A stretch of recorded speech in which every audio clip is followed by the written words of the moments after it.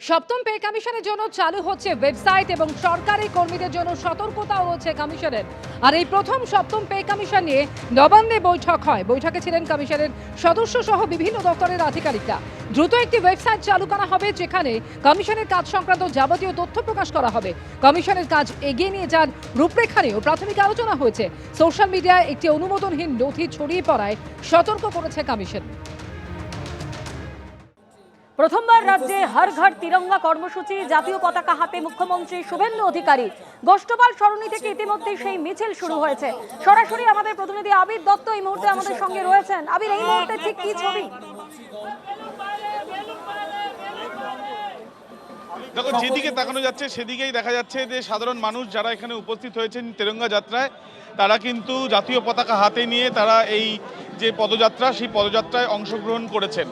অনেকেই রয়েছেন বিভিন্ন জেলা থেকে এসছেন, অনেকেই রয়েছেন কলকাতার আশেপাশে এবং কলকাতা শহর থেকেই আসছেন। আমরা দেখলাম মুখ্যমন্ত্রী শুভেন্দু অধিকারী তিনি নিজে শুরুটা করেন এবং তারপরেই এই মিছিল বা এই পদযাত্রা শুরু হয়েছে। যেখানে আমরা দাঁড়িয়ে আছি ঠিক ইডেন গার্ডেন্সের সামনে থেকে গোষ্ঠপাল সরণি, এখান থেকে শুরু হয়েছে। এই পদযাত্রা গিয়ে শেষ হবে, যেটা জানা যাচ্ছে ভিক্টোরিয়া নর্থ গেট পর্যন্ত যাবে।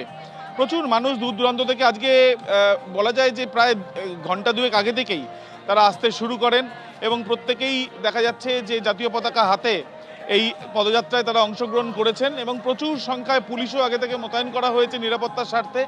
অভিজিৎ, আমার ক্যামেরাম্যান দেখাচ্ছে, অভিজিৎ দাস, যে সামনে শুধুমাত্র পদযাত্রাই হচ্ছে এমন নয়, চারিদিক থেকে কিন্তু পদযাত্রায় অংশগ্রহণ করেছেন প্রচুর মানুষ জাতীয় পতাকা হাতে, এবং তার সাথে সাথে অনেকেই রয়েছেন যারা জেলা থেকে এসছেন, তারা তাদের নিজেদের যে ঐতিহ্য, সেই ঐতিহ্য মেনে তারা বিভিন্ন ধরনের পারফরমেন্স করতে করতে যাচ্ছেন।